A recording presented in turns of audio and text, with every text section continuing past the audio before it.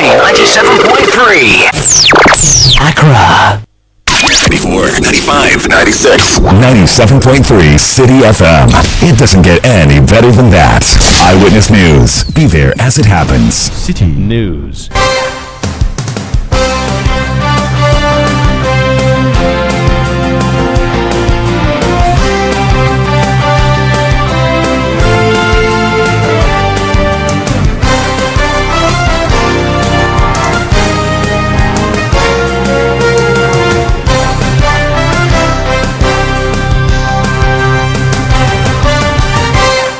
Citi FM. Hello, good evening, and welcome to Eyewitness News, coming to you live from our studio here in Accra. My name is Sammy Wiafe, and tonight I'm here with Ejibi Wiafe Akinting. Coming up in the next 1 hour, 30 minutes. The behavior of the Bruno Regional Chairman is becoming unbecoming. It's something that General Secretary of the party will not sit down for him to continue to misbehave. General Secretary of the NPP, Justin Frimpong Kodia, petitions National Disciplinary Committee of the party to sanction Bono Regional Chairman Kwame Bafo, also known as Abronya DC, over what he describes as unacceptable behavior. Tonight, we hear from Abronya DC. Also coming up on Eyewitness News. The purpose of the meeting is basically for the government to receive feedbacks, strategies, and suggestions from these organizations and institutions to complement the efforts that the government is putting in place. Over 50 civil society organizations to meet President John Dramani Mahama on Friday on issues of Galamsey of illegal money. Tonight, we ask, will this be the meeting that will help end the destruction of the environment? And later on Eyewitness News, do we have too many districts in Ghana? Tonight, we had a debate between two former local government ministers. Coming up in business. Urge government action following expiration of the African Growth and Opportunity Act, AGWA. Stay with 97.3 Citi FM for more on this and other stories on Eyewitness News. Eyewitness News is live on our affiliates across the country. Around the globe, we are on citinewsroom.com. Talking about affiliates, if you're in the Western region, you can hear us live on Premier 100.5 FM and Beach 105.5 FM in Takrade. In the Bono region, we are live on Greener 95.9 FM in Sunyani.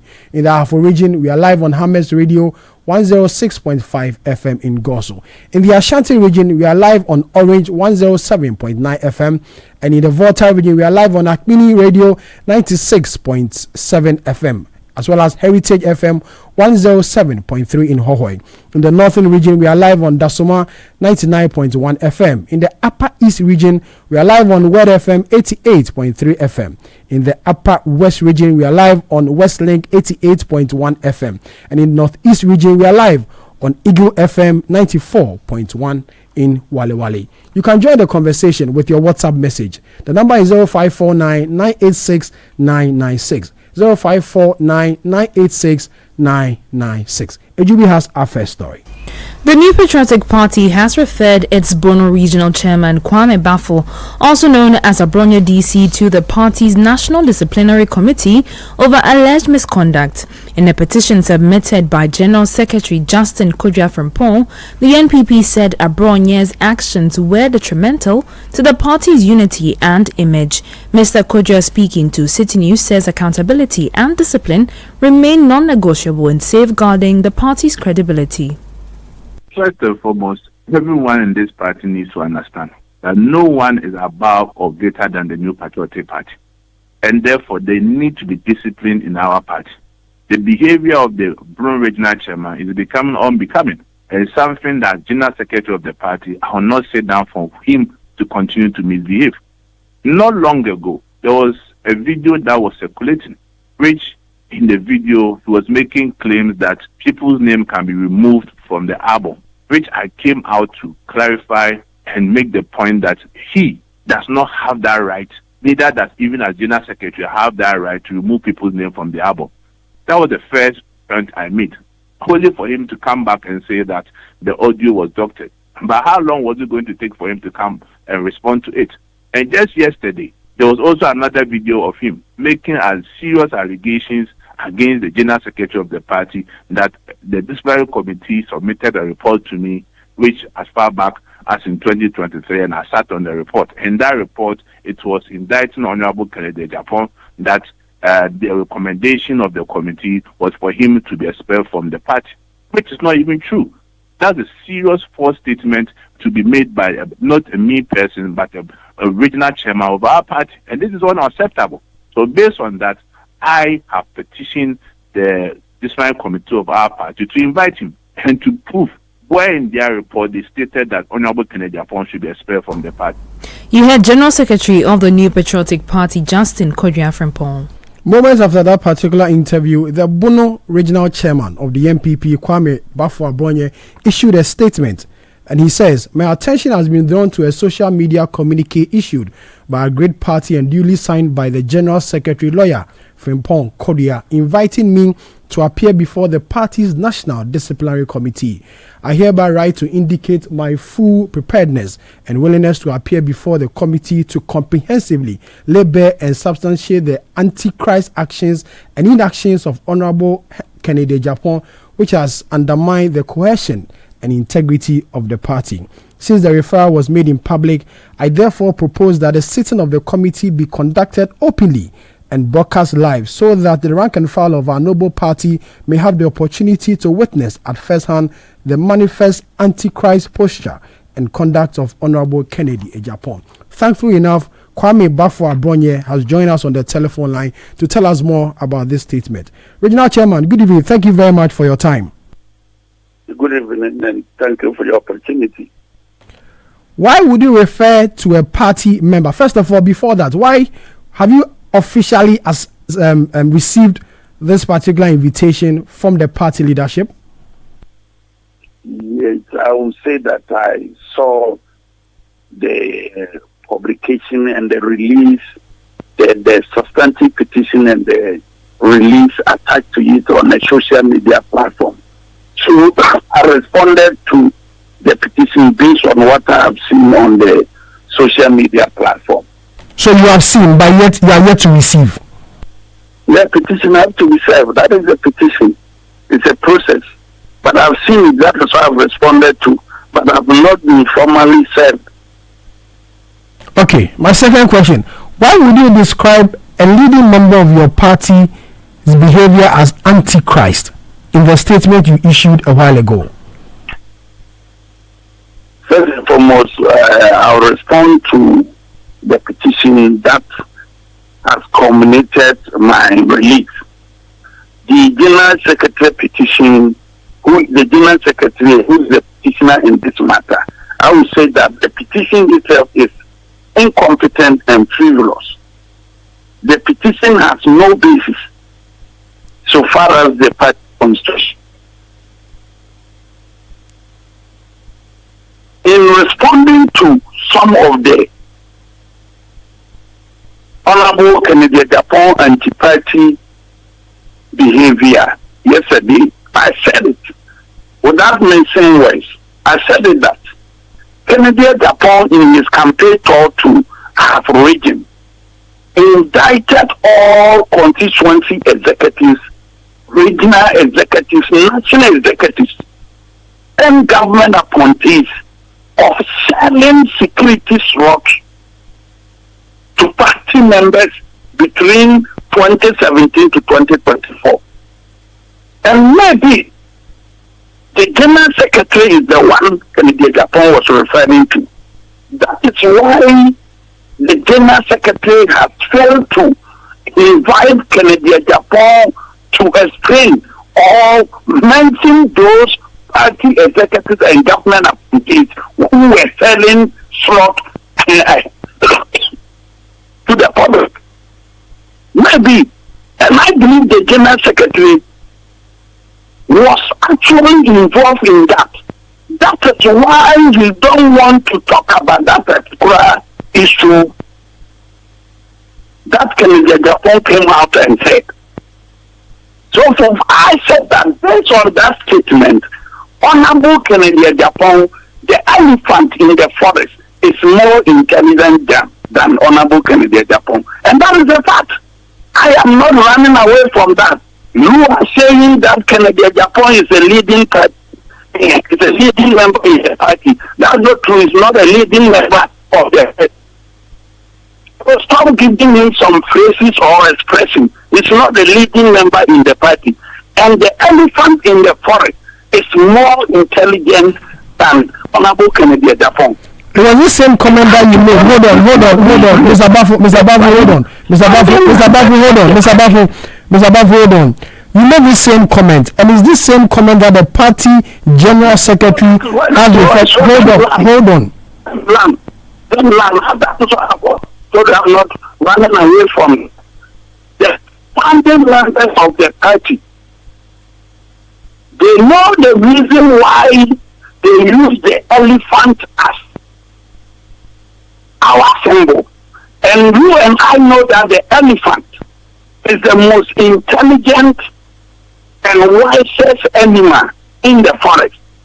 So for the general secretary to dispute that the elephant is not the most intelligent and wisest animal in the forest, and therefore he is trying to change the party symbol. Today, the general secretary is telling me that Honorable Kennedy Ejapong or Kennedy Ejapong is intelligent than the elephant which the party founding members use as our symbol. Then there's no party. If the elephant is not intelligent, like what the general secretary wanted to be, then there's no party. Today, the general secretary is saying that the elephant is not. I am saying that the elephant is intelligent. Okay. The general secretary in his petition also says that you made some remarks about him, which you allege that he, as general secretary, has considered a report that purportedly. In your interview, I heard him. In your interview, he admitted that there was a report. That is why in the petition he said that comment was a breach of confidentiality. What prevented him from making the report public? Like he just made the petition public. He just published the petition, right? But there was a report. But because of his inside deal of the Japan, he kept the report under the carpet. Today, he's telling the person that yes, indeed, there was a report against Honorable Kennedy Ejapong. But the content thereof, of which I mentioned yesterday, is not all that accurate. Do you have evidence to this? Do you have evidence that indeed there was a report? Do you have an evidence? The secretary himself has admitted on the show that there was a report, but what was not all that accurate. Meaning there was a report. He should produce the report. Have you seen the report yourself, Abonye? Please, I have quoted the content of the report. And this is the first time the general secretary is coming out to say that yes, indeed, there was a report. But the content is different from what I said.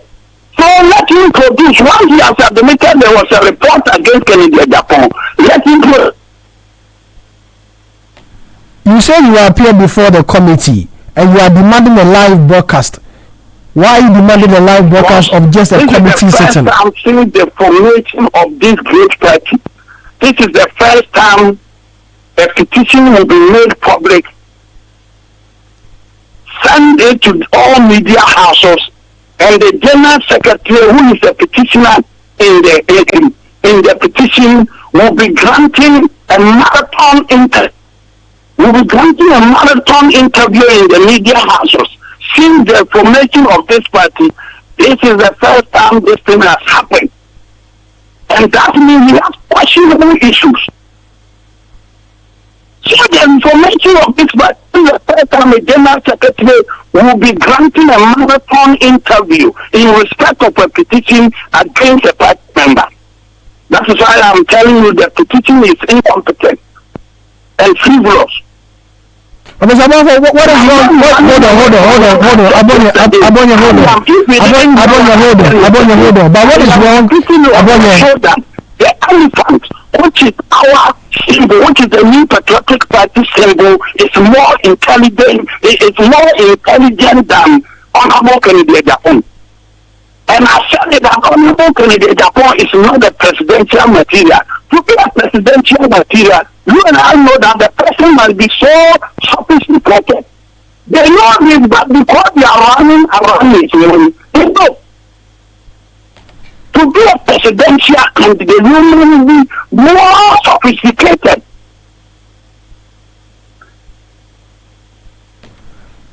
Thank you. I get you. Thank you. Thank you very much for your time. Kwame, thank you very much. Kwame Bafo, thank you. Kwame Bafo Abronya is the Bono Regional Chairman of the New Patriotic Party, speaking to us here on Eyewitness News. Coming to you live from our studio here in Accra. We'll go for a quick break. When we come back, we have more stories. Eyewitness News. Be there as it happens. If you know these sounds, you didn't just live through the 90s. You lived the experience. Back then, connection took minutes. Today, it takes a blink. You express yourself with memes. You hold video calls across continents. You say hey to an AI who responds, "Hello, Kwame." You order rides, dinner, and dreams all from the palm of your hand. A lot has changed. So have we. For over 3 decades, EcoBank has evolved with you, leading digital banking in Ghana and across 33 African countries, pioneering solutions built around how you live, move, and dream today. From our express points to EcoBank Pay, online banking in the mobile app, we are where you are. Here for today, ready for tomorrow. Now, that's change. Powered by EcoBank. EcoBank, a better way to bank your way. EcoBank, the Pan-African Bank. Ma, have you received the delivery? See how the rider's pay. Send in the momo. Okay, *177. Paco, don't you use a smartphone? Use the momo app ne. Huh? App. Hey, I want to say millennial. Oh, millennium for ya nyaze. Switch to the app. Or you smart. You know you're secure. Enter a world of possibilities with the Momo app. Be your favorite merchant, pay utility bills, and borrow from our wide range of lending services. Move to the app side today. Oh, jump on now. Go. Ngomi, and what time when you come back where I don't hear the sound of your car? Why you buy new car? No, I not change my car. It be the same ride. It be the fuel where I change. One shouts it. Ever since I started using the all-new Excellium Premium Fuel, fortified with 3-in-1 action. Oh, Joe, now my car they run like electric car. No, so this is the type of fuel where they want to. Because now engine they cost. Where they want for way if I buy it, it will protect my engine. And with the small way I buy, I go drive, sir. Absolutely. It's like strapping a turbocharger to your engine and giving it a protector. And what they bust my mind self be the 3-in-1 action. Excellium they prevent up to 99% of deposit. It be anti-wear, some be anti-corrosion. One pair way now open there. So where can I find this magical fuel? Just head over to any Total Energy service station and your car will thank you. Hey, they make a finish Magobe fast then rush go Total Energies. My friend, but why you have the Magobe inside? I give you info. Make a fuel the Gobe too small. Go. And Excellium is designed to protect your car engine, decrease fuel consumption, and lower CO2 emissions. Don't say fuel, say Excellium. Choose Excellium, choose quality.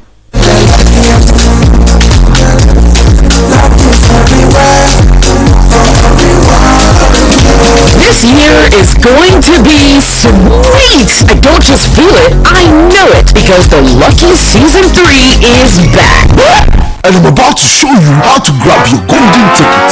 Just dial *712# and follow the prompts to purchase your ticket. Or go to the luckiestafrica.com, hit community ticket, and pick your lucky number. And let the system do its magic.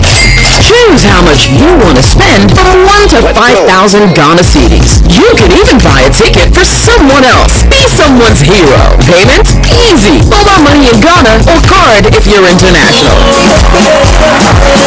One ticket can turn 1 cedi into 500 times more. That's smart we love. Or your community will win 10 times more. So let's get lucky together, because luck is everywhere. Play responsibly, not for persons under 18 years. This promotion is regulated by the NLA on the Caritas platform. Let your voice be heard on Eyewitness News on Facebook at facebook.com/Citi97.3, Twitter at twitter.com/Citi973, and Instagram at instagram.com/Citi973 with the hashtag Eyewitness News. Welcome back. You're still listening to Eyewitness News, coming to you live from our studio here in Accra. AGB has some more stories. Now, former Energy Minister Boachi Tremantin Ejaku has officially declared his intention to contest for the position of National Chairman of the New Patriotic Party (NPP) ahead of the party's internal elections. In a statement, Mr. Ejaku said his decision follows extensive consultation with his family and close associates, as well as broad feedback from party members and sympathizers across the country. Describing it as a call to duty, he explained that it is the weight of responsibility placed on him by both party loyalists and concerned citizens. Away from that, ahead of the crucial meeting on illegal mining, the government says contributions from civil society will be considered and directly shape future actions in the fight. President John Dramani Mahama has invited religious leaders and civil society organizations to the Jubilee House this Friday, October 3, to discuss the growing threat of Galamsey. Groups invited include the Media Coalition Against Legal Mining, Arato Ghana, the Catholic Bishops' Conference, the Office of the Chief Imam, Imani Ghana, among others. Presidential aide Dr. Sami Aye told Citi News the forum will provide an opportunity for honest dialogue and practical solutions to address the menace. The purpose of the meeting is basically for the government to receive feedbacks, strategies, and suggestions from these organizations and institutions to complement the efforts that the government is putting in place to end Galamsey. It is instructive to note that since the inception of this government, significant milestones have been chopped, from operational efficiencies to legislative efficiencies, where we have seen steps put in place to repeal LI 246-2, which has become a bone of contention as far as the fight against Galamsey is concerned. The government believes that the fight against Galamsey is a collective one, and so we believe that suggestions from you in the media present, from industry players, from experts, are extremely important to make sure that the fight against Galamsey is won, just like we did. You heard Presidential aide Dr. Sami Aye. Let's go into the phone line and speak to Franklin Kujo. He's president of Imani Africa, one of the organizations invited by the president to be at this all-important meeting. Mr. Kujo, good evening. Thank you very much for your time. Good evening, Mr. Wiafi. First of all, you've been invited to this meeting by the president, but there are many who have said that is it time to be holding meetings when clearly we need actions? Well, it's as if our minds have met. Earlier on, I spoke on another sister network of yours, and I did say that I, frankly, apart from maybe a spirit of call, as in gather and meet and greet, essentially on these matters, I do not know the takeaway from this particular meeting. But as it appears, maybe the president wants to hear from us directly, face to face. Maybe some of us have been talking through the air, on air and all of that. So as I said, I don't understand the reason judge for the meeting, but whatever it is, it's an opportunity to probably meet him head on, and then say, look, this thing is existential and it must be dealt with. Not that he doesn't know, because he campaigned for close to 12 and a half months, or if not more, on this issue of Galamsey. So the issues are already known. As I said, I suspect the meeting is a meet and greet, and then some sort of assurances to say, okay, we'll get it done. The presidency has already made it so. It's what is the point I'm trying to make? Has made its stance known, right? They are not in a hurry to declare state of emergency all over the place, which by the way, I yield to, I understand. And I think a very pragmatic approach for me would be that we use, the pathway would be to use narrowly tailored emergency measures, probably as a time bound so that we secure the hotspots, simultaneously fast tracking, making sure that those who are properly registered, have acquired proper licenses, will do their work, and those crooks who have not, those licenses will be revoked. So So all of these, I suspect, will be told us at the same place. But you see, there's one thing I think we should also emphasize, and maybe that's what I may be speaking to at the event. You know, the last administration tried all these livelihood alternatives, and I think maybe they didn't really give too much attention to it. The problem with gold is that gold is an allure. It allures you, but when the prices are high, right? When the price is high, for you to be able to compete with gold, what it means is that you need to provide some serious alternative livelihood, sort of sustainable income. And there's a gentleman who seems to be doing that quite well. The gentleman who runs a coffee juice. I've been buying a coffee juice from a gentleman around the Awoshi area. It turns out that there was a deep Galamsey guy, and then he managed to transit. And the guy earns about 4 or 5 times what he used to get from Galamsey, selling a coffee juice. It appears to me that if we have to find innovative ways, and maybe some of these examples will come to bear, maybe agriculture must be intensified, and let's take a critical look at it. Because look, we are hungry. There's a lot of food we need to produce. And as I said, if we pay attention to agriculture and proper attention, maybe we might be pushing these people away from gold, illegal gold, taking illegal gold to proper agriculture. Anyway, these are my dreams, by the way. So I suspect on Friday I may be saying 1 or 2 things to that effect. It's not just they've not heard this before. Everybody has heard this before, isn't it? So the meeting is a meet and greet as far as I'm concerned. But also it will appear as if we have given ourselves assurances to say, hey, Galamsey, go away. We'll have to hold the president to account that if we go and meet, and the next time I call the meeting, Galamsey says, I won't go. That's what we did to the other. There's a point he started calling for meeting. I particularly did not think. I told him, I told him I'm not coming. I never went to 2. But I said he's lost it. He's lost everything. He's wasting everybody's time. So I think that if we go and the meeting, we agree, okay, this is the 9th month, maybe a month after that, we need to give ourselves some timeline to see, give ourselves some KPIs. After that meeting on Friday, when next are we meeting, or when next are we gauging to see what Galamsey fight is? Otherwise, we would have wasted our time. But Mr. Kujo, it could be that maybe there's a new strategy. Maybe the president wants to trade ideas with these civil society organizations before rolling out these strategies, which a lot of people do not know, and none of these organizations have spoken about. As it was important. We don't laugh at us, my friend.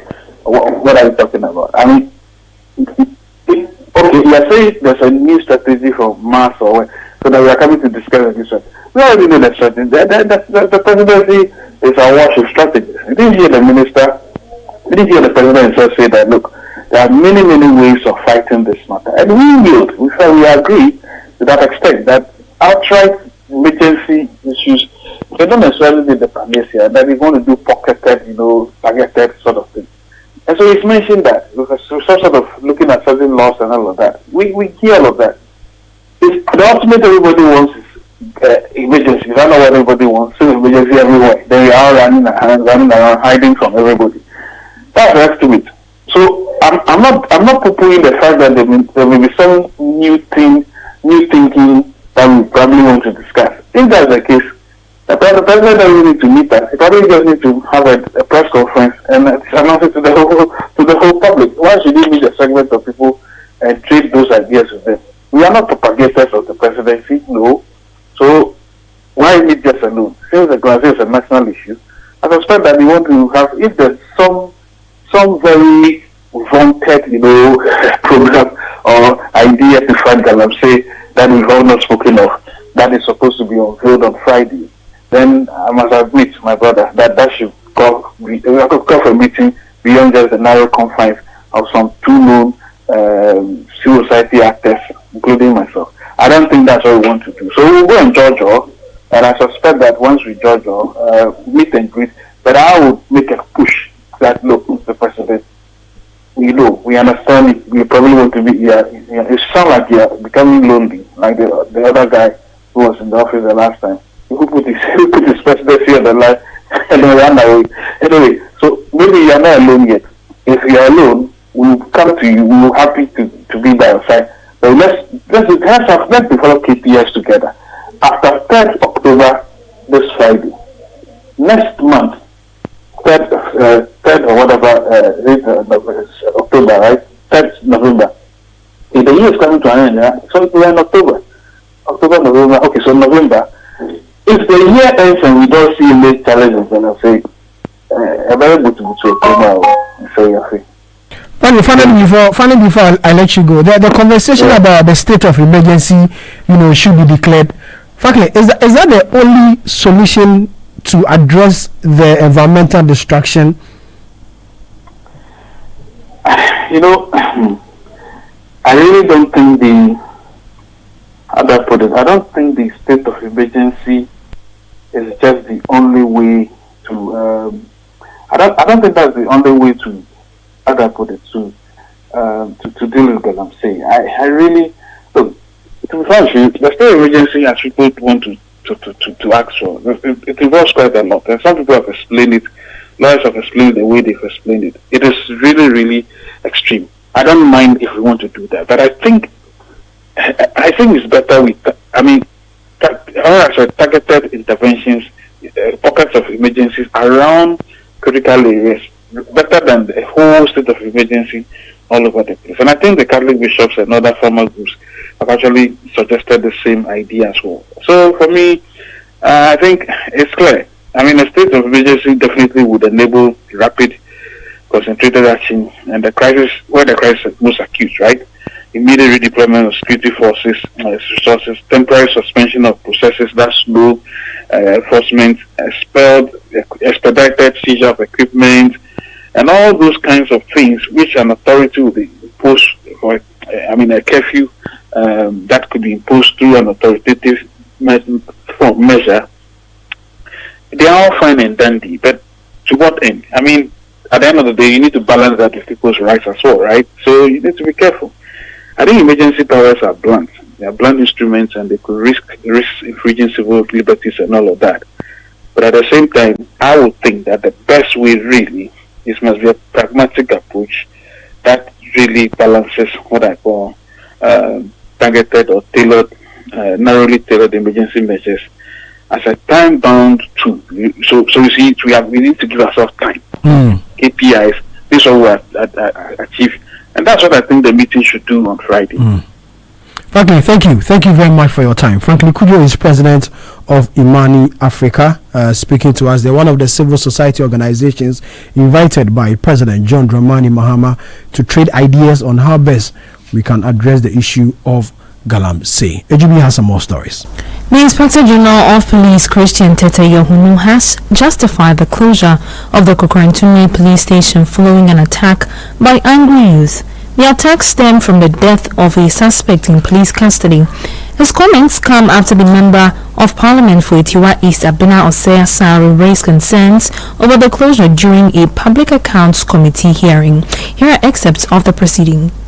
To tell members of the public that we all have to condemn the acts of irate youths always attacking police stations. There's a community in this country where we have one police station which is a divisional headquarters being built by government, and then we have another that is the district headquarters being built by the locals themselves. Where they were going to attack, they went to the building that was built by the government, they burned the building down. They came to their local building, and somebody said, no, this one, it was the MP who built it, so let us not touch it. So they didn't touch it. And so today, when you are in your area and you are asking us, we should come and open a police station, we will ask you to build a police station yourself. And it is when you build a police station, and all those areas where there are these disturbances, they never attacked the stations that were built by the community themselves. And it is not good for this country. And so if you ask of closing down, yes, we'll close down because you have destroyed the station. You heard the Inspector General of Police, Christian Tete Yohunu. Now, government has increased the daily feeding rates for prison inmates from 1 cedi 80 pesos to 5 cedis. The move follows public consent that the previous amount was inadequate to meet inmates' nutritional needs. Interior Minister Muntaka Mubarak announced the adjustments during a Public Accounts Committee hearing today. He said the increase forms part of broader efforts to improve conditions in Ghana's prisons and ensure humane treatment of all inmates. We agreed to do the 5 cities, and I even insisted that yes, we need something now, even as we await the 5 cities. Fortunately, we've started the budget process, it's in there, but the last quarter His Excellency approved that 10 million, because it was going to take averagely 10 million a quarter. So if you see our next budget, you see there will be, and now we managed to separate it, because what used to happen, I'm sure Madam Chair is very, very familiar, it gets bulked in within the budget of the prisons. So we are not able to see it standing alone, to see how small it is. I've managed to convince my colleague, the finance minister, to let it stand alone. So now you see it when the budget can, it will be standing alone, and you see that prison feeding is standing at 40 million. That's 10 million per quarter. You heard Interior Minister Muntaka Mubarak. Meanwhile, the Director General of the Prison Service, Patience Bafoboni, is calling for greater investment in the welfare of prisoners. She says improving prison conditions should be a key part of the country's overall strategy for public safety. Beyond the feeding, there are a lot of challenges. And if we want to have serious public safety in this country, we have to prioritize the needs of prisoners. Because they are part of us, they will be with us, and we don't know who next is going to be our guests. Director General of the Prison Service, Patience Bafoboni. Let's go back to our earlier story on the issue of Galamsey and the presidency inviting civil society organizations to come to the Jubilee House for a meeting on issues of illegal mining on Galamsey. Let's go to the phone and speak to Dr. Richard Solomon. He's the General Secretary of the Ghana Medical Association to speak to us on this matter. Dr. Solomon, good evening. I'm afraid Dr. Salome is not on the telephone line. Jubi has some more stories as well. Deputy Finance Minister Thomas Nyako Ampim has assured the coalition of unpaid teachers that payment of their 13-month salary arrears will be included in the 2026 budget presentation. This follows the submission of a petition by the group to the Finance Ministry as part of their protest demanding government action on salary arrears. Receiving the petition, Deputy Finance Minister reassured the group that the payment of their salary arrears would be incorporated into the next budget presentation scheduled to be presented to Parliament next month. The Finance Minister wants me to tell you this, that he sympathizes with you and that your predicament, your situation has been brought to his attention. He has gone to brief His Excellency the President, who has given him the green light to make sure that he fixes your problems. And so in the next 30 days, the Finance Minister is going to Parliament to present the next budget to Parliament. In that budget, the Finance Minister is going to make provision for all of you to be catered for. You heard Deputy Finance Minister Thomas Nyako Ampim. Also listening to Eyewitness News, coming to you live from our studio here in Accra. Let's read some of your WhatsApp messages. Matthew Amwa from Medina says, you meet your meter today. He's even ready to speak for the whole show. So MPP delegates elected Abronye as a regional chairman. Wow, MPP. I'm happy the leadership of the party has finally called this man to order. Prof Intema says, I'm surprised MPP is now realizing that Abronye has a special issue. How can this be a regional chairman of the MPP? This is sad. More explosion to be expected. Lexis Dane in London says, the MPP will be in opposition for 42 years. Okay. Gusty Man in Brokum says, while I don't support Abronye's alleged assault, it is equally unfair for the General Secretary to petition the Council of Elders without properly serving him. It gives the impression that the party is tougher on the weak whilst remaining blind on the powerful.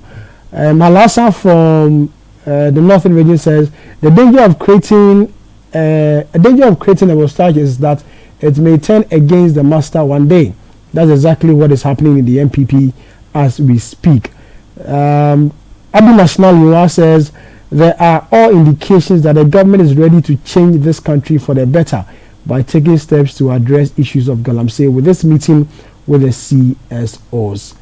Final one says, from Mausi, says, good evening, Sami. I fully support President Mohammed's efforts in the CSO's meeting to combat illegal mining. Galamsey, his leadership is crucial in promoting sustainable practice, promoting and protecting our environment, and ensuring the safety of our communities. Together, we can advocate for responsible mining and cleaner, healthy Ghana. Ghana must win again.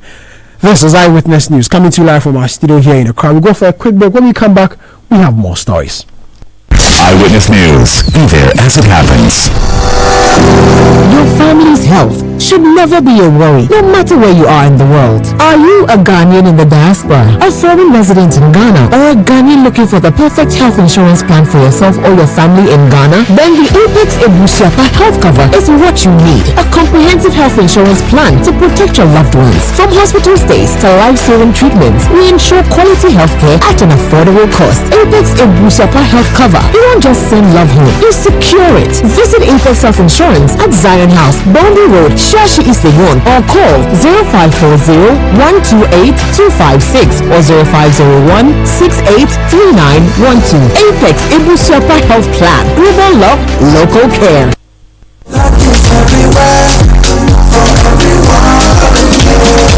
The wedding season is back, but this time I am collecting the wins like jollof at a wedding. The luckiest season 3 is here. Your chance to flip your luck or maybe your bank account too. 2 easy ways to join. Dial *712#. Hit 1 to buy for you, or 2 to gift a friend. Feeling lucky? Pick 1 for a random number, or hit 2 to choose your own. Pay with mobile money. Done. You're in. Or go to the luckiestafrica.com, click community tickets, choose your number, or let the system do so for you. You can buy a ticket for your boo or your favorite barber. Pay with Mumu or card if you're abroad.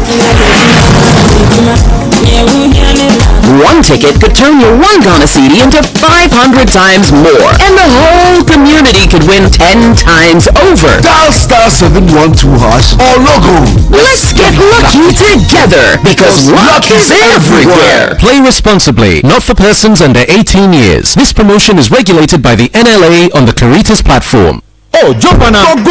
Ugomi, now what time when you come back where I don't hear the sound of your car? Why you buy new car? No, I not change my car. It be the same right. It be the fuel way I change. Way one shouts it. Ever since I started using the all-new Excellium Premium Fuel, fortified with 3-in-1 action. Oh, Joe, now my car they run like electric car. No, so this is the type of fuel where they want to. Because now engine they cost. Where they want for way if I buy it, it will protect my engine. And with the small way I buy, I go drive Absolutely. It's like strapping a turbocharger to your engine and giving it a protector. And what they bust my mind self be the 3-in-1 action. No, Excellium they prevent up to 99% of deposit. It be anti-wear, some be anti-corrosion. Won't pay when I open it. So where can I find this magical fuel? Just head over to any Total Energy service station and your car will thank you. Hey, they make a finish Magobe fast, then rush go Total Energies. My friend, but why you have the Magobe inside? I give you info. Make a flow the Gobe too small. Go!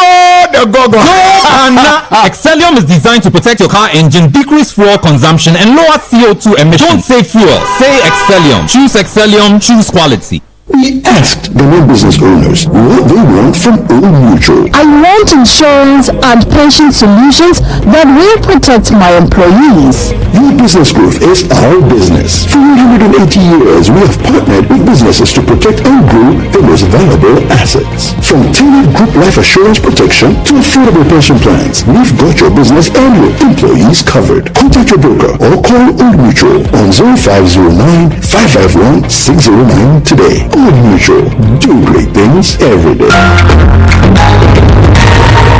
Eyewitness News. Be there as it happens. Well, welcome back. You're still listening to Eyewitness News, coming to you live from our studio here in Accra. My name is Sami Wiafe, and I'm here with Ejubi Wiafe as well.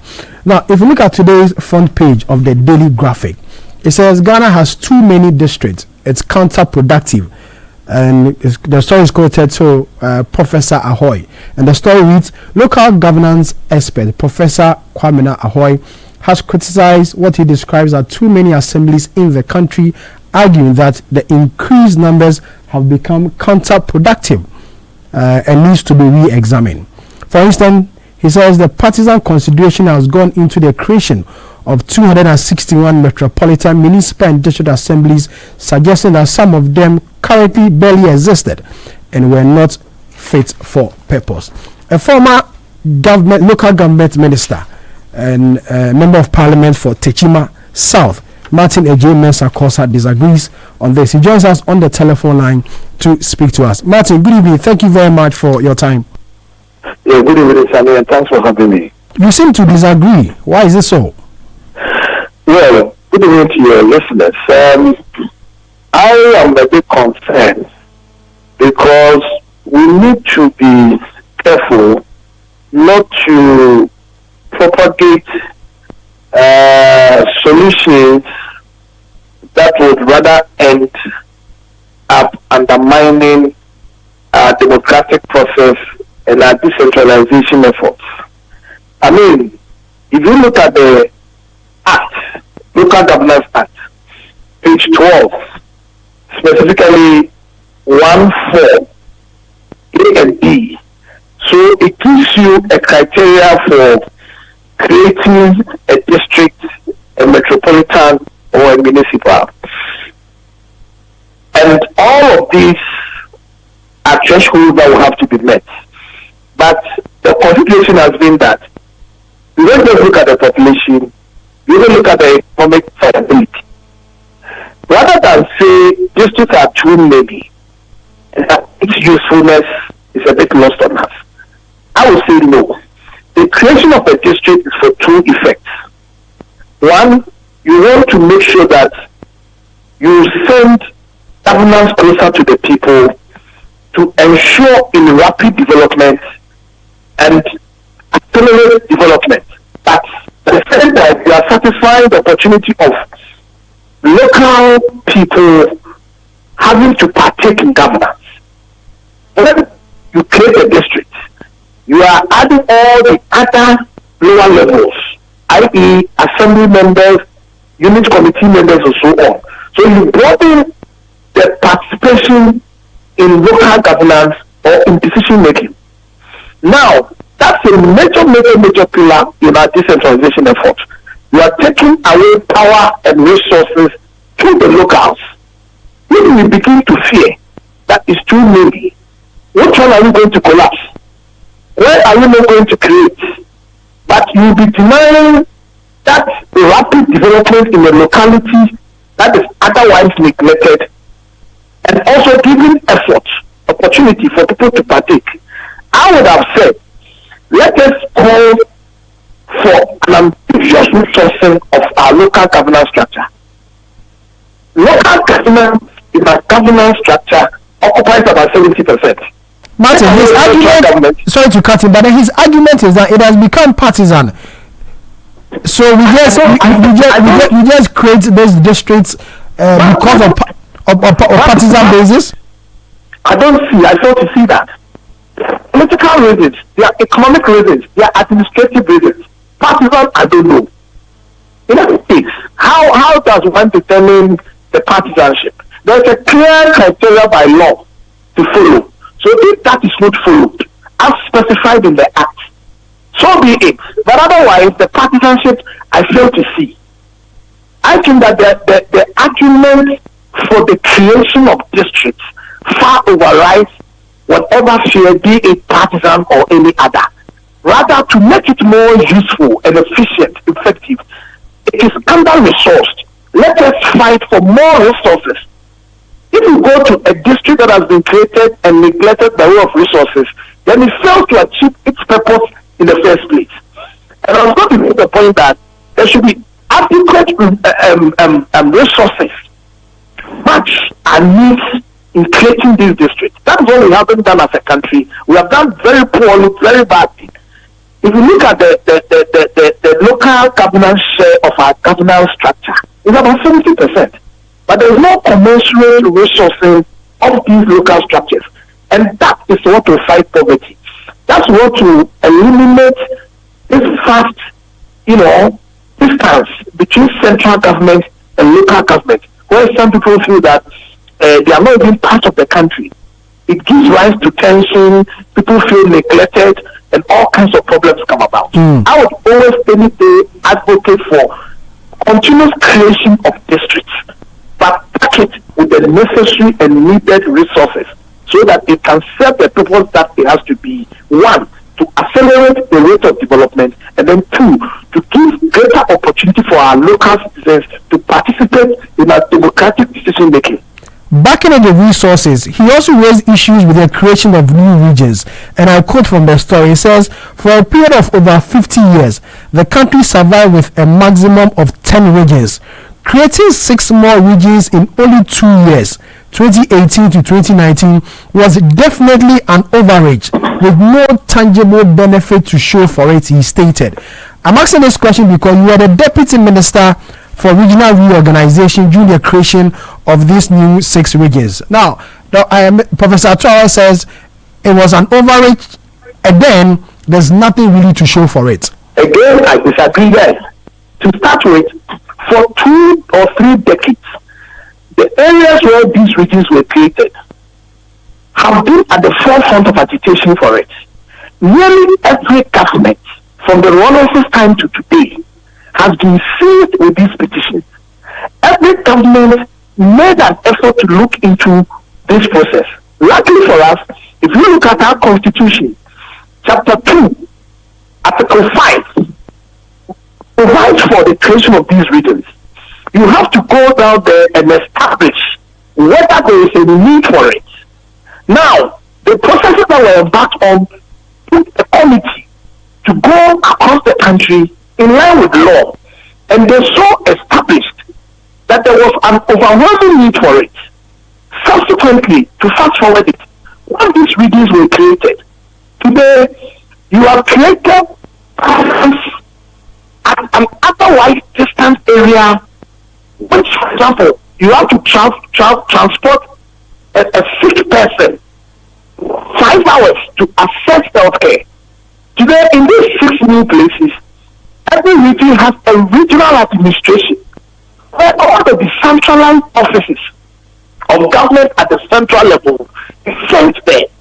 There is employment. There are over 60 projects of monumental proportion in all these regions, scattered in the otherwise neglected areas of our country, which were giving room for strife, action, and so on. We were almost up in arms because they felt that it takes about a month to see one vehicle to provide health care in their locality. There was no source of water, electricity. Now, with the creation of these regions, these amenities have now been sent to these people. We have people who are now part of the regional House of Chiefs. They have had a point of joining the decision-making body to sit in regional House of Chiefs, so they can also feed back to their people. Now, regional ministers with regional administration, coordinating councils, have been set up with all the attendant facilities. The police, the military, all the state agencies have set up. So you have national development that is meant in this area. I use my own Bono East. Go there and go and see. You have to travel from the far east nearly 8 hours to come to the center to access simple amenities. They felt like they were not part of Ghana. Now that is completely removed. So it is not true that you cannot build these regions, the amenities, the development in a day. But I tell you, before we left office, completed projects, 60 of them in these 6 new regions, with others continuing. And you only have to go there and then go and see. Why? In any case, because of the merit in it, I've told you that all the 2 major political parties had committed that the petitions of the people were meritorious, and that they were going to create them. And when the people had the opportunity to follow the law, and the fruits are all there for us. Okay. Today, I tell you, each of these regions is on the verge of getting a regional hospital. Okay. And that cuts the travel distance of about 5 million to take, the 5 hours to take a pregnant woman who is dying or a sick person to access healthcare. Okay. So I tell you, on the other side, I disagree. There is a lot of merit. There's been a lot of advantages. and the benefits are there to see. Martin, thank you very much for your time. Thank you so much. Martin Ejie-Mensah is a former Minister for Local Government and Rural Development and a Member of Parliament for the Techima South constituency. This is Eyewitness News coming to you live from our studio here in Accra. Get the details. Every significant financial transaction, every market movement, and all policies that affect your business. Citi Business News. Be informed. Time now for Citi Business News on Eyewitness News. I am Ejubi Gafe Akente. Let's settle for the details. The business community is urging government to urgently convene an emergency meeting following the expiration of the African Growth and Opportunity Act, AGWA, today. Exporters say they face deep uncertainty after losing 25 years of duty-free access to the U.S. market. Speaking to Citi Business News, the Executive Secretary of the Importers and Exporters Association of Ghana, Samson Asaki Awingobit, stressed the need for immediate dialogue between policymakers and industry to cushion businesses against potential shocks. We were expecting at least the Minister of Trade, the Minister of Finance, and then the President himself at least should have engaged stakeholders, especially those who are exporting into the American market under the AGWA arrangement, to let us understand what are the challenges. Now that it's 50%, is it the 50%? Or there have been some gentleman agreement, memorandum of understanding between government of Ghana and the U.S. government, so that we can continue to have that AGWA arrangement and exporting into the U.S. market. I was thinking that the President, when he had the opportunity to be in the UN General Assembly, where he appealed to the American government on the visa issues, same thing, we're expecting that at least if the President had chipped in this AGWA, that was coming to an end, which government is really aware of the date in terms of the September ending of the AGWA. As we speak, business community doesn't understand, they don't know what to do, they don't know where to go. So I want to use this opportunity to appeal, to call on the Minister of Trade and Industry to, as a matter of urgency, maybe call an emergency meeting to meet the business community. That was the Executive Secretary of the Importers and Exporters Association of Ghana, Samson Asaki Awingobit. Ghanaian businesses are being urged to make risk assessment central to their operations as regulators push to strengthen private sector resilience. The Office of the Registrar of Companies warns that many firms remain exposed to financial shocks and market volatility due to weak risk frameworks, leaving them vulnerable to collapse. At a stakeholders symposium in Accra, Registrar of Companies Mami Sama Pepra stressed that risk management must shift from a box-ticking exercise to a proactive tool for business continuity and competitiveness. As regulators and business leaders, we must understand that risk is not a threat to avoid, but a reality to strategically manage. Enterprise risk management provides the tools to identify, assess, and respond to risk systematically. It allows businesses and institutions to build resilience, improve governance, and make better decisions. In a rapidly evolving environment, challenges such as identity fraud, data breaches, and non-compliance must be proactively addressed. If ignored, they could erode public trust, weaken our institutions, and hinder national development. If we aim to build a resilient, investor-friendly business environment, then risk management must become a core part of how we operate at all levels. You heard Registrar of Companies Mami Sama Pepra. Investors in Ghana will now pay a 25% tax on profits earned from selling assets and liabilities under a new directive issued by the Ghana Revenue Authority. The policy, introduced under Section 39A of the Income Tax Amendment Act 2023, requires taxpayers to declare any gains within 30 days of a sale. The tax applies to transactions involving land and buildings, excluding primary residences, as well as share securities business assets like goodwill and other investment holdings. Now, resident investors will also face a final 25% levy on the gross value of realized assets, while companies acquiring such assets must withhold 10% for non-residents and 3% for residents. Ghana's petroleum consumption rose sharply in the first half of 2025, climbing by 17.65% from 3.07 billion litres last year to 3.62 billion litres. The surge was driven largely by the strong appreciation of the cedi and low fuel prices, which boosted demand across the economy. Daniel Sakite has more from the first half of 2025 analysis of petroleum volumes mid-year review by the Chamber of Oil Marketing Companies. Among the product categories, fuel oil for power plants recorded the most significant year-on-year growth, followed by foreign marine gas oil and petrol, which rose by 420% and 21% respectively. Petrol and diesel registered the highest volume increases, growing by 267.5 million litres and 228 million litres respectively. Energy analysts attribute this to the strong appreciation of the cedi, which according to the Bank of Ghana gained 42.6% against the dollar on the interbank markets. This lowered the cost of importing refined petroleum products, resulting in lower fuel prices, plus increased economic activity led to higher consumption of petrol and diesel. Meanwhile, LPG usage grew by 5.04%, driven by household and industrial adoption, with notable increases in the Upper West and Upper East regions. However, consumption in the Northern region declined sharply by 49%, posing a setback for national efforts to increase LPG penetration in the northern sector. Citi Business News' Daniel Sakite with our report. Meanwhile, the Chamber of Petroleum Consumers is warning of a possible fuel price hike in the first pricing window of October. Executive Secretary Duncan Amwa is urging managers of the economy to prioritize cedi stability to cushion consumers from rising palm prices. You potentially expecting an increment in all petroleum products across board. Petrol itself, you could do about 4-5%. Diesel could do about 5-6%. LPG could do about 5-6%.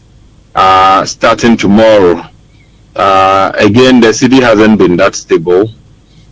International markets have also seen some steady pricing. And so once you have your currency not that stable, then potentially there's a little more that the consumer may end up paying at the pump. So from tomorrow, prices are likely to go up again, as we indicated for the second window September. The first window October could see averages of 4-5% increases across the products at the pumps. The currency would need to be looked at.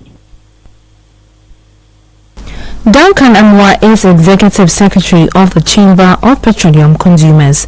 Moving on, Ghana's container traffic has seen a significant surge, hitting 1.7 million 20-foot equivalent units in 2024, more than double of the 794,000 recorded in 2014. The latest figures from the Ghana Ports and Harbours Authority show an increase of over 907,000 units within 10 years, a development which reflects growing trade volumes and improved port efficiency. Daniel Ojoemansa has more in this report. At Tema Port, container volumes rose from 732,000 20-foot equivalent units in 2014 to 1.67 million in 2024, an overall gain of 936,000 units. Tema recorded a 40% year-on-year increase in 2024, lifting national flow rates to its highest level on record. At Takoradi Port, volumes declined from 61,000 20-foot equivalent units in 2014 to 33,000 in 2024, a reduction of almost 29,000 units. The port now accounts for less than 2% of national container traffic. The data shows fluctuations in recent years. The flow rate peaked at 1.56 million 20-foot equivalent units in 2021, dropped to 1.23 million in 2023, then rebounded to 1.7 million in 2024. Tema now handles more than 98% of Ghana's container traffic, reinforcing its position as the country's primary container port. That was a business desk report filed by my colleague Daniel Ojoemansa. Away from that, Kempinski Hotel Gold Coast City Accra has appointed Sylvia Raniak as its new general manager, making her the first woman to hold the top position at one of Ghana's hospitality facilities. Sylvia Rajniak, who brings over 16 years of international hospitality experience, is no stranger to the property. She began her career with the hotel in 2009 and previously served as hotel manager in Accra before leading operations across Europe and Africa, most recently as general manager of Kempinski Hotel Summer Bay in Egypt. Her appointment comes as the hotel marks its 10th anniversary, highlighting Kempinski's commitment to leadership diversity and continued innovation in Ghana's hospitality industry. Recent highlights include the launch of Asana Bar and Kitchen, a new Asian fusion dining concept and community-focused initiative under its 10 Acts of Kindness program. In a statement, she noted that she was honored to take on the role of general manager as the hotel is very close to her heart. Natalie Nyate-Ajahu with the profile of the new general manager for Kempinski Hotel Gold Coast City Accra, Sylvia Raniak. And that's all for Citi Business News on Eyewitness News. I am Ejubi Miafe. I can tape next is Point Blank. Eyewitness News. Be there as it happens. Announcing Ghana's first unlimited photocopier leasing. Yes, from just 983 Ghana cedis, you can lease a multifunctional photocopier and print unlimited. Yes, unlimited and free paper every month. Guess what? That's not all. Toners, repairs, and maintenance all are free. And oh, I'm not kidding at all. And we cover the whole country. Yes, the whole country. What are you waiting for? Just visit us at www.valexlease.com or call 0244-644048. I repeat, or call 0244-644048. Remember, terms and conditions apply. Valex Lease, affordable document management solutions. Are you feeling tired after a hard day's work? Have you lost your appetite even for your favorite dish? Viral Blood Tonic is a nutritionally balanced, pleasant-tasting tonic fortified with iron and vitamins to boost your appetite and energy levels for high performance. Viral Blood Tonic, easy to take and good for the family. Viral from Damex I-Think Starwin PLC. If symptoms persist after 48 hours, consult a physician. This advert is FDA approved.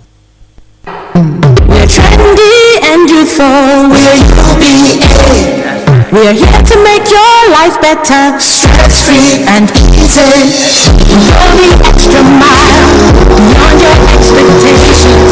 We will get it done and get it done very well now. UBA, best custom satisfaction.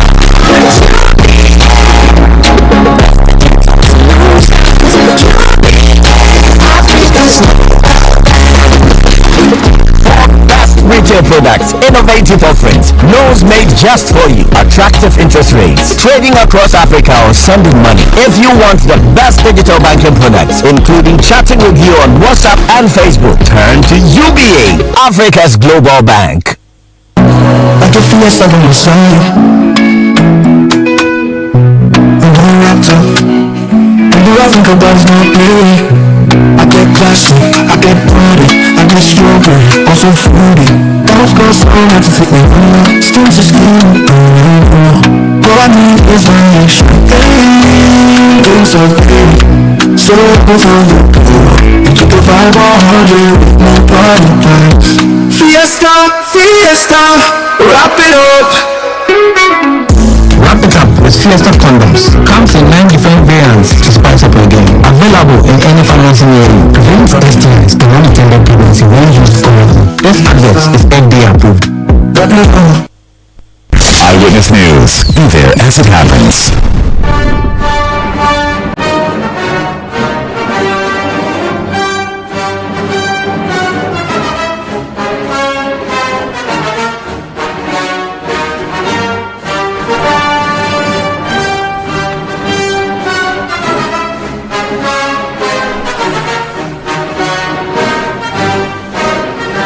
Welcome back. You're still listening to Eyewitness News, coming to you live from our studio here in Accra. My name is Sami Wiafe, and this is Point Blank.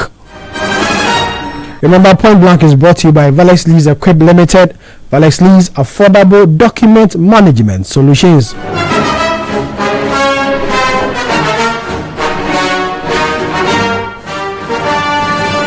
Tonight on Point Blank, Umaru Sanda Amadou, my colleague here, was in the United States of America, and he engaged a Ghanaian who is a taxi driver. According to him, he's been to the US on 2 occasions, deported, but on the 3rd attempt, he decided to use illegal routes to land in the United States of America. Umaru Sanda engaged him in this interesting conversation. I'm on my way to the airport, going back home to Ghana, and this gentleman whose car I sat in, incidentally, is a Ghanaian, and let's just call him Abbas. Now, his story, based on my inquiries, I found it quite interesting, so I got to have a quick conversation with him to have an understanding of how life has been for him here. He's told me he's been deported from this country so many times he can't even remember. So I just want to say hello to him. Hello, brother, how are you? I'm alright, sir. How are you doing? I'm good. Which road are you driving on? We're from New York. Okay. Going to JFK. Yes. So these are places you use a lot? Yes. Oh, nice. You're from Ghana? Yeah, I'm from Ghana. Do you consider yourself Ghanaian or American? Because I'm Ghanaian. Yeah, Ghanaian. Yeah. I see. But you lived here for many years? Yes, I used to be here like a brother. When did you first come to the US? 2000. The year 2000. Yes. 25 years ago. Yes. How did you come? I came by DV visa lottery. Oh, you won the visa lottery? Yes. And I processed it from Ghana. And then I got the visa, my green card, and I came in. So you stayed here for how long? In 2000? I was here since 2008 when I got deported. So you were in the US from 2000 to 2008? Yes, by I go home every year. I see. So why did you get deported? How did you get deported? I know that if you did visa green, the lottery, it means you're almost like a citizen, or you're a citizen, right? It's a permanent resident. Oh, you are permanent resident, not a citizen? No, not a citizen. Okay. So how do you get deported? You don't have to commit a crime. Okay. So when you are filling your forms, there's a side that will ask you all these questions. Okay. So if you commit a crime, you pull those forms out, and then the immigration comes in.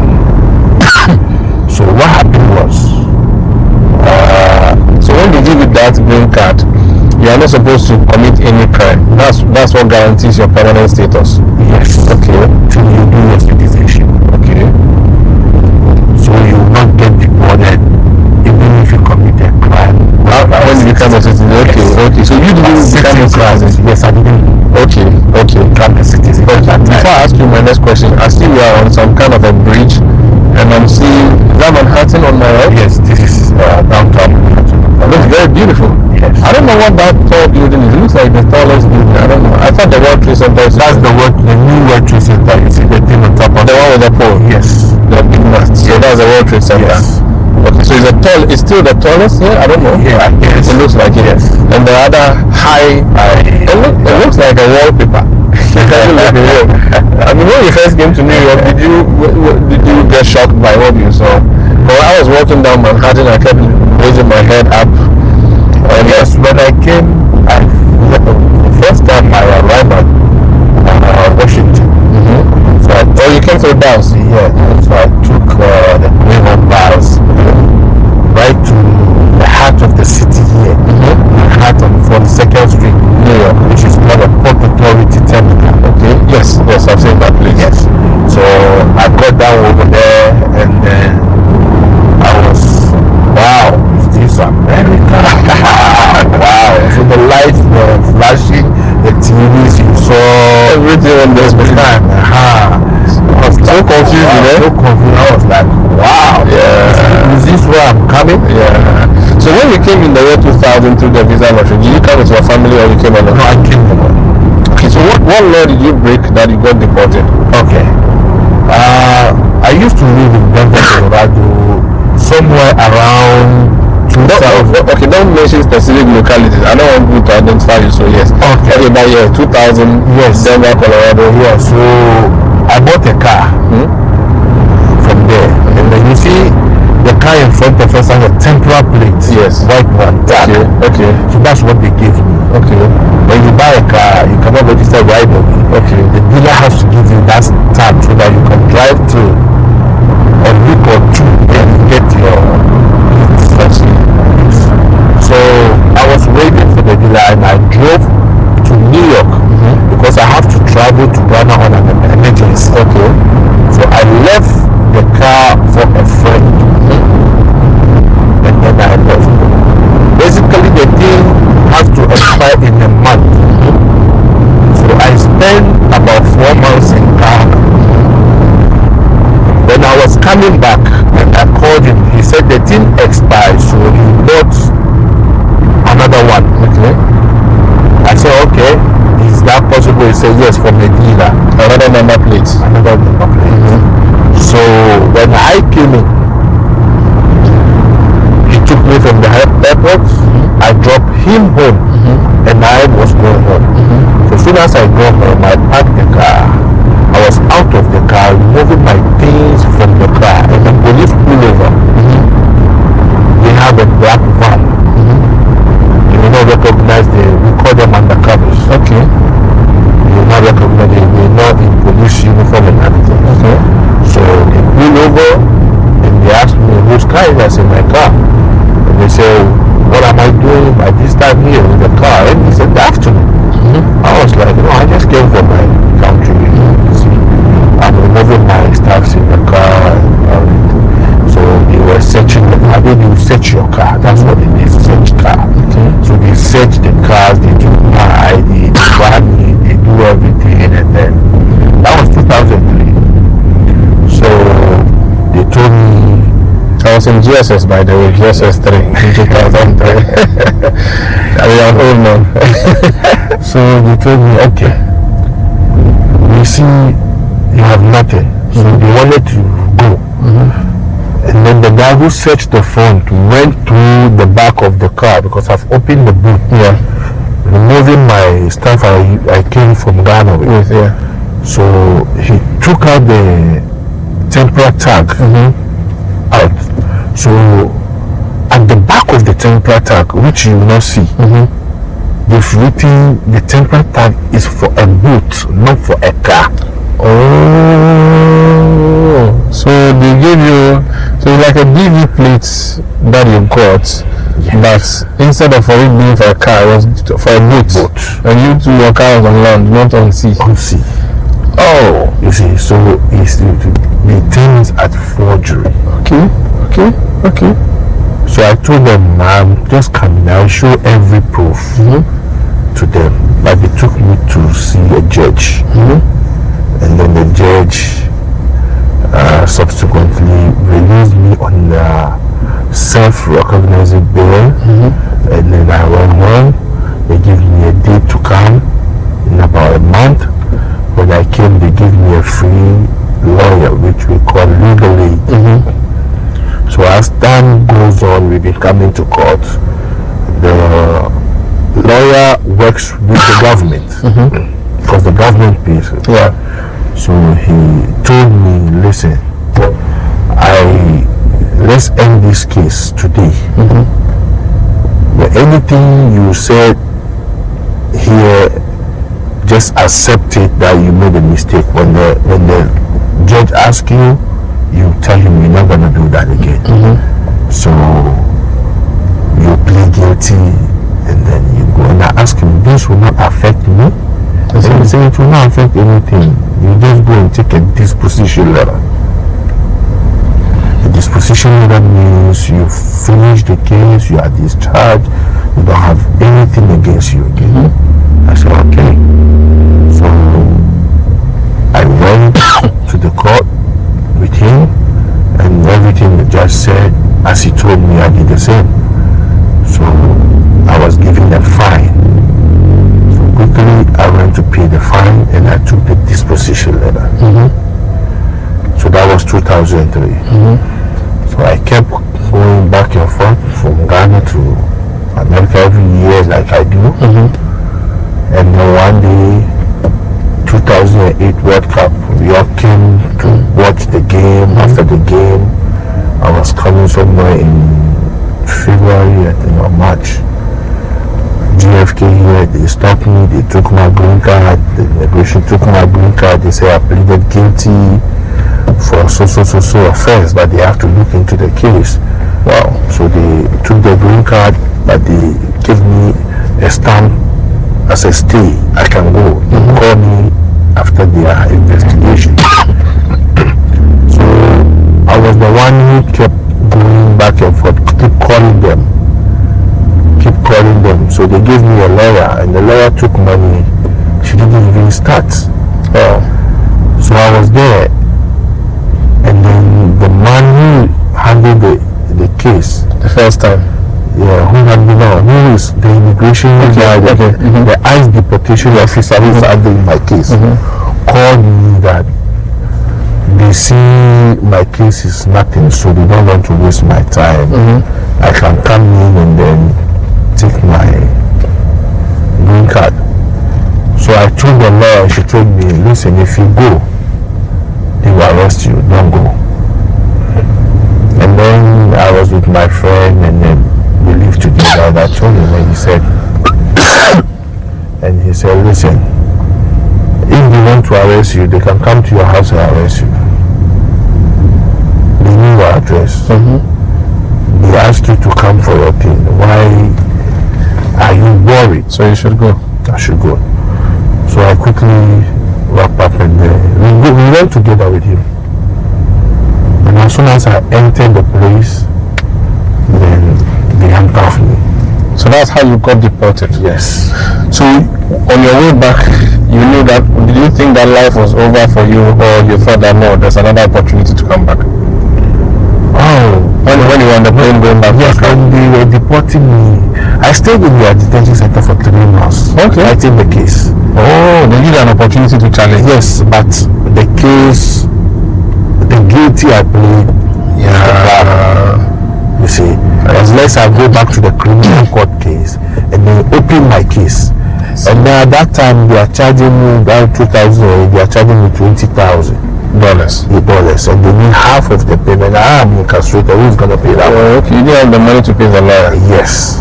Well, I have to follow my feet. So you went back to Ghana. Stayed for how long? 15 years. Before coming back. So in 2008, when you went back, you came back to the US when? I came back 2022. How did you come back? Did they decide to cancel your deal and say, okay, you cannot come, or what happened? No. I went through the Brazil road. What is that? What is Brazil road? I went through by road. So you went underground? Underground. So which means you are illegitimately in the country? Yes. Or you entered it through unapproved routes? No, I entered, they approved my entry. Okay, but you didn't come by, you didn't go to get visa at America? No, go to the airport? No, they will never give me visa. Oh, because you have been deported? Yes. You are not entitled to come back? I'm entitled to come back, but they will not give me visa. Okay. But they gave me 5 years to stay away from America. Oh, okay. Okay. So this your return, you had to go through other means, not the regular means? No. You went through Brazil? Yes. So which other countries did you pass before you got here? From Accra, how did you enter? Okay, in Accra, I took Qatar Airways. Qatar, which means you are going to Istanbul. Yes. Okay, hold on. Let me take this. Is Point Blank on Eyewitness News. I'm Omar Sandamadu. I'm interviewing a taxi driver who have boarded his car on my way to JFK to take a plane back to Accra, and his story is just exciting and interesting. So I thought to have a conversation with him on record that I can share with our listeners back on radio. This is Eyewitness News on 97.3. So you booked the flight from Accra. You took Qatar Airways. You are going to I said Istanbul. No, Qatar is Doha. So you went to Doha, not Istanbul. Sorry, I said that earlier. So, but where was your destination? Okay, my destination was to go to Belize. Belize? Yes. Where is that? It's a small town in this American territory. Okay. It's like Mexico, how Mexico is. Okay. But they are a very little country. Small. So your plan was to come to America? Yes. So Belize was just a plan? Yes, a stepping stone. Okay. So you took a flight, Belize. So you go to Doha to where? Doha to Brazil. Okay. So when I got to Brazil, I missed the flight. In that country, the flight goes once every Friday. Copa America. Okay. So we got there and we missed the flight. So we have to stay in the airport for up to the next day. So at Brazil airport, there's a hotel inside. So I booked the hotel, me and my family and another brother. When you say you and your family? Me, my wife, and my 2 kids. You travel with your entire family? Yes, I took them along with me. On an illegal journey? Wow, okay, continue. So the next Friday we got the flight, but we have a program to go to, and the program has been done already. Oh, so that your reason for coming was an event? As an event, okay. So that we passed through. So before we got there, the event was over. So they deported us from Belize back to Brazil. Okay. You and your family? Me and my family and my brother. So when we get to Brazil, we have to seek to stay in Brazil. Okay. So that we will go again by road through different countries. Okay. So we seek for asylum and we granted it and we enter the country. We enter the country around 3 p.m. in the afternoon. The next morning we started the journey. By road? Out of the country? Out of the country through Peru, Guatemala, about 7 countries. Wow. Peru? Yeah, Guatemala. The biggest country that they play the World Cup. I don't remember. Ghana. Is it Paraguay? We didn't go to Paraguay. We went to Peru.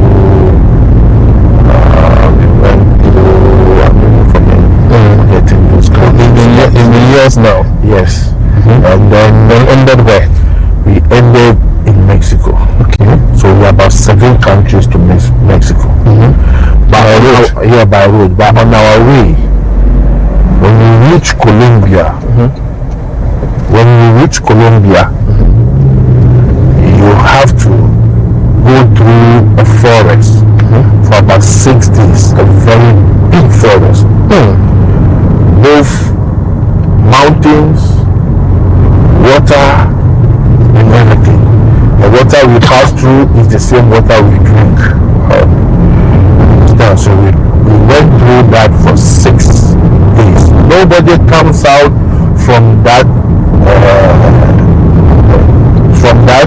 bush forest and then wouldn't be sick. No.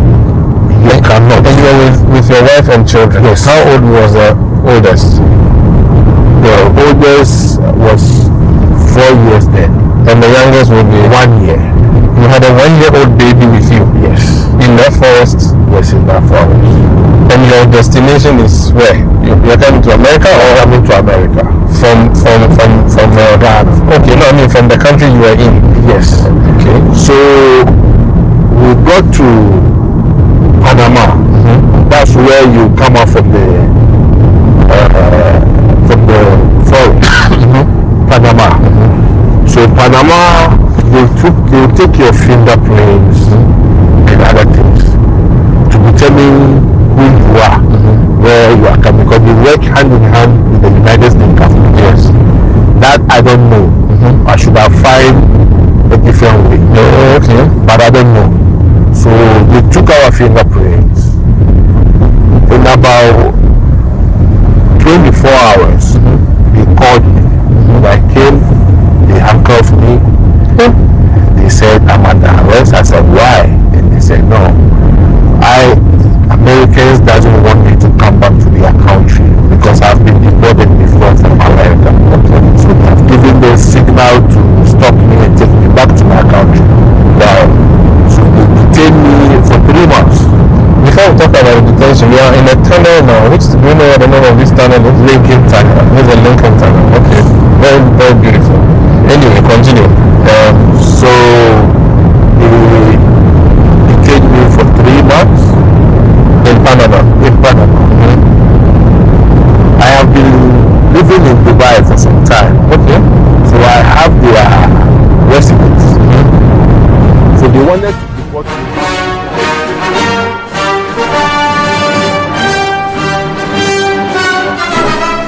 A Ghanaian taxi driver in that conversation with Umaru Sanda Amadou. The taxi driver lives in the United States of America, New York to be precise. Another Point Blank is brought to you by Valex Lease Equip Limited. Valex Lease, affordable document management solutions.